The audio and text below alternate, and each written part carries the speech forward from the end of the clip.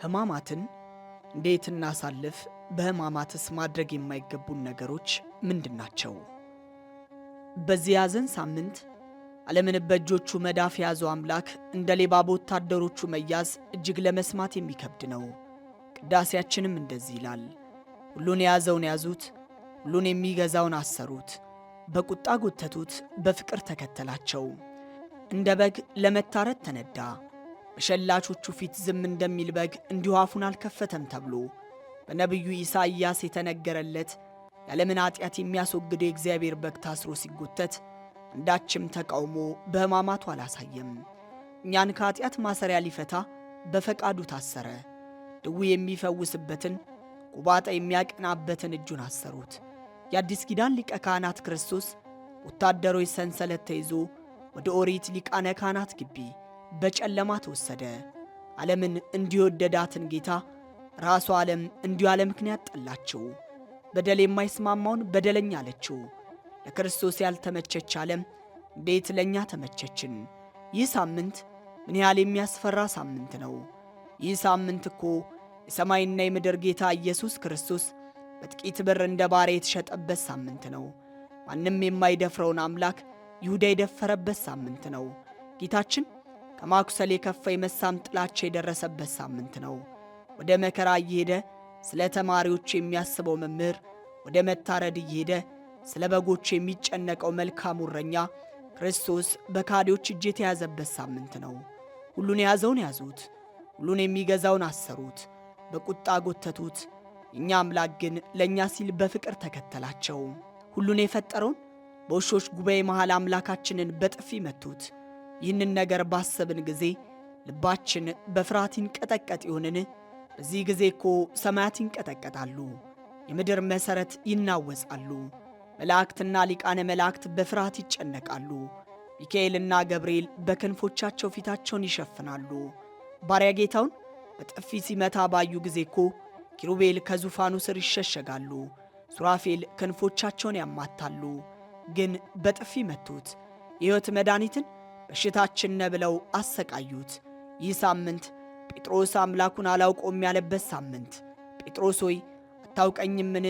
በገሊላ ባሕር ዓሣ ስታጠምድ የጠራው በባሕር ላይ እንድትራመድ ያደረግኩ ከዓሣው ሆድ ውስጥ ገንዘብ አውጥተ ለእኔና ለአንተ ግብር ክፈል ያልኩ ከሰዓታት በፊት እግርን ያጠብኩ እኔን አታውቀኝምን? የሚሉ የጌታ ዓይኖች ጴጥሮስን የተመለከቱበት ሳምንት ሕማማት። የሰው ልጅ በመድኃኔ ዓለም ላይ ጭካኔውን ጥግ ያሳይ ዘንድ ምራቅ የተፋበት ሳምንት። ለመስማት የሚያስጨንቀው በዚህ የጨለማ ሸንጎ ምራቅ ሲተፋበት ያመሸው ጌታ እኮ ምራቁን በእጁ ላይ እንትፍ ብሎ የዲዳውን ሰው ምላስ በመዳሰስ አንደበቱን የከፈተለት ጌታ መሆኑ ነው። የተተፋበት አምላክ እኮ ዕውር ሆኖ የተወለደውን ሰው በቅዱስ ምራቁ ጭቃን ለውሶ በግንባሩ ላይ ዓይን ሰርቶ ወደ ሰሊሆም መጠመቂያ ሄደ ተጠመቅ ብሎ ዓይኑን አብርቶለት የነበረ ጌታ ነው። አይሁድ ግን በምራቁ ዓይንን የሚሰጥ ጌታን በዓይኑ ላይ ርኩስ ምራቃቸውን ተፉበት። ይህን ሳምንት እናስተውል። የዓመፃ ሳምንት ነው። በፊት ማን ይቆማል የተባለ ጌታ ይፈረድበት ዘንድ በጲላጦስ ፊት ቆመ። እስቲ ቆም ብለን እናስብ። ይፈረድበት ዘንድ ቆይ እርሱ ምን አጠፋ? በማን ላይ በደል ፈጸመ? ሱራፌልና ኪሩቤል በገናናው ጌትነቱ ፊት የሚሰግዱለት አምላክ ይፈረድበት ዘንድ እጁ በሠራችው ሸክላ ፊት ቆመ። ነገሥታት ባለጠጎች ሲሆኑ እኛን ድህነት ወስዶ ድሃ የሆነው አምላክ በበረት የተወለደውን በኋላም ራሱን የሚያስጠጋበት ያልነበረውን ኑሮውን ከዓሣ አጥማጆች ጋር ያደረገውን፣ ነገሥታት ዘውድ ሲደፉ የሾህ አክሊል የደፋውን፣ ነገሥታት ያማረ መጠጥ ሲጠጡ ሐሞትና ከርቤ የጠጣውን፣ ነገሥታት በትረ መንግሥት ሲይዙ በበትር የተመታውን፣ ነገሥታት ወግተው ሲገዙ እርሱ ተወግቶ የገዛውን ንጉሥ እንዴት በሕማማት እናስበው ይሆን? ይህ ሳምንት ከንግግር የሚበልጥ ዝምታን ያሳየበት ሳምንት ነው። ሁሉን ማድረግ ሲችል በዝምታ ተቀበለ። ይህን ያህል ዝምታ እንደምን ያለ ዝምታ ነው! ይህን ያህል ትዕግሥት እንደምን ያለ ትዕግሥት ነው! እያልን የዝምታውን ነገር የምንጠይቅበት ሳምንት ነው። ከጲላጦስ ግርፋትን ይቀበል ዘንድ አምላክ ጀርባን ፈጠረ እንዲል ቅዱስ ያዕቆብ ዘስሩግ አምላካችን በዚህ ሳምንት ሲንገላታ አምሽቶ በሐናና ቀያፋ ግቢ ውስጥ ሲሰደብና በጡጫ ሲመታ ያደረውን ጌታ በምሕረት የለሾቹ የሮም ወታደሮች ደግሞ ተገረፈ። በዚያሽ ቀን ጌታችንን ለመግረፍ የተመደቡት ወታደሮች እስራኤልን በብርሃን አምድ በሌሊት የመራቸው አምላክ፣ ሙሴና አሮንን በደመና አምድ ያነጋገራቸውን አምላክ በድንጋይ አምድ ላይ ለመግረፍ እርቃኑን አሰሩት፣ እርቃኑን ገረፉት። የዚህ ሳምንት ግፍ የሮማውያን ግርፋት ቅዱስ ጳውሎስ እንደተገረፈው እንደ አይሁድ ግርፋት በመጠን ተወስኖ አንድ ሲጎድል 40 ግርፋት 5 ጊዜ ገረፉኝ እያለ የተገረፈው ሰው በሕይወት ተርፎ እያሳወሰ የሚናገረው አይነት ግርፋት አይደለም። ግን ፈጣሪ በፍጡራን ተገረፈ። ቃሉ ይቀፋል፣ ቃሉ ያማል። እንዴት ያለም ፈጣሪ በፍጡራን አጥንቱ እስኪታይ ይገረፋል። ይህን መከራ የሚናገር ምን አይነት አፍ፣ ምን አይነት ቃል ነው? ምን አይነትስ ከንፈር ነው? ምን አይነትስ አንደበት ነው? የፍቅር ጌታ ሕማማቱ በተነገረ ጊዜ ልብ ይለያል፣ ሕሊናም ይመታል፣ ነፍስም ትንቀጠቀጣለች፣ ሥጋም ይደክማል። በሕማማቱ ይህንን እናስተው ሊሆን ይህ ሳምንት የሕይወትን ራስ በራሱ ላይ የሾህ ዘውድ የደፉበት ሳምንት ነው። በዚህ ጌታችን ጽኑ ሥቃይን ተሰቃይቷል። ለዚህም ቅዳሴያችን እንዲህ ይላል። ለሱራፌል ዘውድ የሚያቀዳጃቸውን የሾህ ዘውድ አቀዳጁት። ለኪሩቤል የግርማ ልብስ የሚያለብሳቸውን ለመዘበት ቀይ ግምጃ ለበሱት። ኪሩቤል በእሳት ክንፍ ተሸፍነው ከፊቱ የሚሰወሩለትን እርሱን ክፉ ባሪያ እጁን አንስቶ መታው። የመላእክት ሰራዊት በፍጹም መደንገጥ ለሚሰግዱለት እየዘበቱበት በፊቱ ተንበረከኩ። ይህን ያህል ትሕትና እንደምን ያለ ትሕትና ነው! ይህን ያህል ትዕግሥት እንደምን ያለ ትዕግሥት ነው! ይህን ያህል ዝምታ እንደምን ያለ ዝምታ ነው!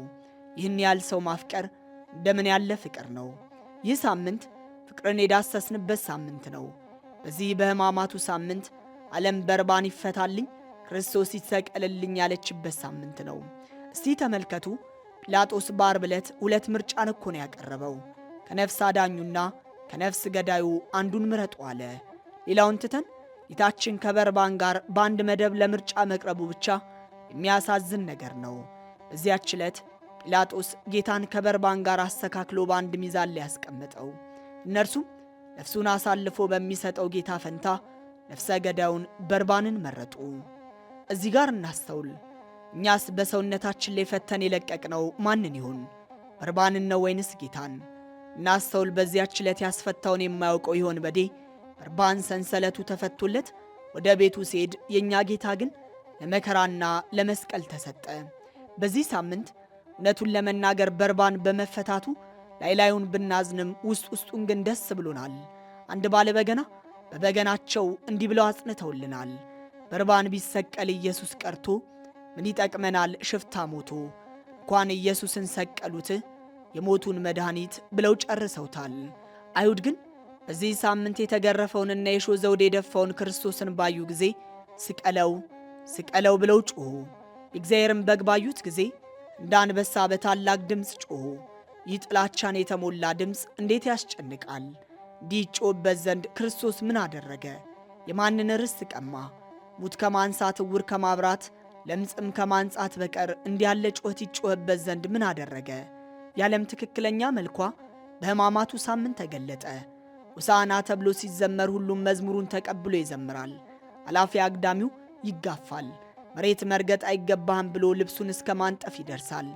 በተሰደብክበትና በተዋረድክበት ጊዜ ደግሞ ሁሉም ሊሰድብህ ይሻማል። ልትረግጠው አይገባህም ብሎ ባነጠፈል መሬት ላይ አንተን አንጥፎ ይረግጠሃል። ክሱን ሳያጣራ ይሰቀል ይሰቀል ብሎ ይጮኻል። መንገድ አላፊው ሳይቀር በመሳደብ ይተባበራል። ይህንን ማወቅ ከፈለግን ሕማማቱን ማሰብ ብቻ በቂ ማስረጃ ነው። ዓለም ንጽሕናና እውነተኛነትን ብትወድ ኖሮ ከመድኃኔ ዓለም በላይ ንጹሕና እውነተኛ የለም። እርሱንም ያህል ለሰው መልካም ያደረገ የለም። ዓለሙን እንዲወደደውን አምላክ ግን ይህች ዓለም እንዲሁ ጠላችው። እኛም ምንም መልካም ብናደርግ እርሷን ካልመሰልን ዓለም እንደምጠላን ያወቅንበት የጌታ መከራን የምናስብበት ሳምንት ሰሙነ ሕማማት ነው። ሰላም ይኑረን፣ ተስፋን አንጣ። ውዴ ቻናሌ ተከታታዮች እንደምን ሰነበታችሁ? እግዚአብሔር ሰላም ከሁላችን ጋር ይሁን። በዛሬው መርሃ ግብር ሕማማትን እንዴት እናሳልፍ፣ በሕማማትስ ማድረግ የማይገቡን ነገሮች ምንድናቸው የሚሉት እንመለከታለን። ሰናይ ቆይታ። ሰብስክራይብ በማድረግ ቤተሰብ ይሁኑ። ሕማማት የሚለው የግዕዝ ቃል ትኩሳት፣ ንዳድ፣ በሽታዎች፣ ሐዘናት፣ ጭንቀቶች፣ መከራዎች፣ ወዮታዎች የሚሉ ትርጉሞችን ይሰጣል። የክርስቶስ ሕማማት ማለት ስለ ሰው ልጅ ፍቅር ሲል የተቀበለውን ስቃይ፣ ጭንቀትና መከራ ማለት ነው። ከዚህ ውጭ ግን ሕማማት የሚለው ቃል በሽታን የሚገልጽ ሐሳብ ቢኖረውም መድኃኔዓለም ክርስቶስ ግን የታመመው በሥጋ በሽታ ሳይሆን በመከራ ብቻ ነው። ምክንያቱም መድኃኔዓለም ክርስቶስ የአዳምን ከውድቀት በፊት የነበረ የከበረ አካል ይዞ በመወለዱም ነው ክርስቶስ ጋር የሥጋ ደዌ የለም የምንለው።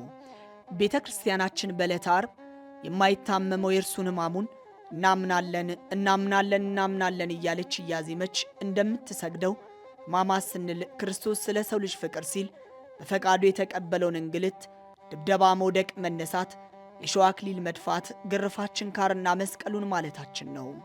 የጌታችን የሕማማቱ ነገር የሰው ልጅ ዳግም በቀራንዮ የተፈጠረበት ታሪክ በመሆኑ የነቢያቱ ትንቢቱና ምሳሌ፣ የሐዋርያቱ ስብከትና መልእክት፣ የሊቃውንቱ ትርጓሜና ትምህርት፣ የካህናቱ ቅዳሴና ሰዓታት፣ የመዘምራኑ ማኅሌትና ስብሐት የጌታችንን ሕማም የሚያወሳም ነው። መከራው ከመከራ የዳንበት ሞቱም ሕይወትን ያገኘንበት በመሆኑ በትንሣኤውና በዕርገቱ ተጽናንተን የምንዘነጋው በምጽአቱ ተስፋ ተሞልተን የምንረሳውም አይደለም። በተለይ በሕማማቱ ሳምንት ስንዱ እመቤት ቤተ ክርስቲያን እነኚህን አበክራ ታነሳቸዋለች። የጌታችንን የመጨረሻውን እራትና የምስጢረ ቁርባንን ምስረታ ከሕጽበተ እግር ጋር አያይዛ ጌታችን የጸለየባትን እንዲሁም የተያዘባትን የጌቴሴማኒን አትክልት ስፍራ የጌታችን የሕሊና ቁስል የነበረውን የአስቆሮቱ ይሁዳ ከዛም ጌታችን ተይዞ እስከ ጠዋት ድረስ ሲፈረድበትና ሲንገላታ ወደ አሳለፈበት የሊቀ ካህናቱ ግቢ አብራ ታስገባናለች። ሲነጋም ወደ ጲላጦስ አደባባይ ይዛን ሄዳ የፍርዱን ሂደት ታስከታትለናለች። ወደ ሄሮድስ ሲወስዱት ታሳየናለች። ሲገርፉትም ቆመን ታሳየናለች። ይሰቀል ሲሉም እንሰማለን። ከዚያም ከሊጦስጥራ እስከ ቀራንዮ መስቀሉን ይዞ ሲሄድም በእግረ ሕሊናችን ታስከትለናለች። ከስምዖን ጋር እንድናግዘው ታደርገናለች። ከገሊላ ሴቶች ጋር አብረን እንድናለቅስ ዕድሉን ትሰጠናለች። ከመስቀሉ ስር ከእናቱና ከዮሐንስ አጠገብ ቆመን በመስቀል ላይ ሆኖ የሚናገረውን ከታች ሆነን እንድንሰማም ታስደምጠናለች። በመጨረሻም ነፍሱ ከሥጋው መለየቱን አይተን ከለንጊኖስ ጋር በጎኑ ውሃ አስጠምቃን ከኒቆዲሞስና ከዮሴፍ ጋር አልቅሰን ቅበሩት ትለናለች። እኛም ስለ መዳናችን እየተደሰትን ስለ መከራው ግን እናለቅሳለን። ትንሣኤውን ተስፋ አድርገን እንሰግዳለን። ስለዚህም በሕማማቱ ሳምንት ከላይ የጠቀስናቸው መከራዎችን እያሰብን ይቅር ይለን ዘንድ ወደ አምላካችን ማንጋጠጥ ይኖርብናል። ማረን፣ ሀገራችንን ሰላም አድርግልን እያልን በመስገድም ልንማጸነው ይገባል። ውድ የቻናሌ ቤተሰቦች በሕማማቱ ማወቅ ካሉብን ነገሮች ታዲያ የሚሰገድባቸው ጊዜያት እንዳሉት ሁሉ የማይሰገድባቸው ጊዜያትም አሉ። የግዝት በዓላት 5 ሲሆኑ የወልድ በዓል፣ የእመቤታችን በዓል፣ የቅዱስ ሚካኤል በዓል፣ ቀዳሚት ሰንበትና እሁድ ሰንበት ናቸው። ከነዚህ በተጨማሪም ከቁርባን በኋላና የበዓለ 50 ወራትም የማይሰገድባቸው ጊዜያት ናቸው። ከዚህ ሌላ በሕማማቱ ማድረግ የማይገባን ነገር አለ። በሰሙነ ሕማማት የኦርቶዶክስ ተዋሕዶ እምነት ተከታዮች መስቀል እንደማይሳለሙት ሁሉ መጨባበጥ፣ መሳሳምን፣ የትከሻ ሰላምታ መለወጥን አይፈጽሙም። በዚህም የክርስቶስ አካል የሆነችው ቤተ ክርስቲያን የጌታዋ ሕመም ዘልቆ ስለሚሰማት ይሁዳን በመሳም አሳልፎ መስጠት በማሰብ በሕማማት ሳምንት ልጆቿ ምዕመናንን በመሳሳም ሰላምታ እንዳይለዋወጡም ትከለክላለች። በዓመት ውስጥ 361 ቀናት ተአምሁ በበይናቲክሙ በአምሃ ቅድሳት እርስ በርሳችሁ በተቀደሰ አሳሳም ሰላምታ ተለወጡ እያለች የቅዱስ ጳውሎስን የሰላምታ አዋጅ በቅዳሴዋ የምታውጀው ቤተ ክርስቲያን በሕማማቱ ሳምንት ግን እንዳይሳሳሙ ታስቆማቸዋለች። ይህ ሳምንት መድኃኒታችሁ ስለ እናንተ በሽንገላ መሳምን የታገሰበት ሳምንት ነው። ይህ ሳምንት የፍቅር ምልክት የሆነው መሳሳም የጥላቻ ምልክት የሆነበት ሳምንት ነው ብላ ሰላምታም ይቅርባችሁ ትላለች። ስለዚህ ሰላምታ የተከለከለ ነገር ነው። በመጨረሻም ታዲያ ሁላችንም በጌታችን ሕማሞት ራሳችንን እንፈልገው። እዚያ ከነበሩት ሰዎች እኛ ማንን እንመስላለን? ወዳጅ መስሎ እየሳመ የሚሸጠውን ይሁዳ እንመስል ይሆን? ወይንስ ፈርቶ የሚክደውን ጴጥሮስ? እኛ ጠባይ በእነዚያ 20 ሰዓታት ውስጥ ከነበሩበት ሰዎች ማንን ይመስላል? ጌታን አስረው እያዳፉ የወሰዱትን እንመስል ይሆን? በሐሰት ከሚመሰክሩበት ውስጥ ነን? ወይንስ ያለ ጥፋቱ አስረው ከሚያንገላቱት ውስጥ ነን? ከየትኛው ነን? ያለ ሕግ አግባብ በግፍ ከፈረዱበት ውስጥ ነን? ወይንስ ገዢዎችን ለማስደሰት ብለው በጥፊ ከሚመቱት ውስጥ ነን? እንደ ጲላጦስ ያለን ዳኛ እንሆን? ንጹሕ መሆኑን እያወቅን ገርፈን ይሆን? ይሰቀል ሲባል አብረው ከሚጮሁት እንሆን? ከሄሮድስ ጭፍሮች ጋር ስቀንበታል? ወይንስ ከገሊላ ሴቶች ጋር አልቅሰንለታል። ግዴለም በሕማም ወቅት ከነበሩት እኛ ማንን እንመስላለን? የቀኙ ወንበዴ ነን ወይንስ የግራው? የቆምነው ከሰደቡት ጋር ነው ወይንስ ከእናቱ ጋር? ይህንን በዚህ ሳምንት እንመልስ። ይቆየን። ወስብሐት ለእግዚአብሔር። ዋቤ መጽሐፍ ሕማማት ዲያቆን ሄኖክ ኃይሌ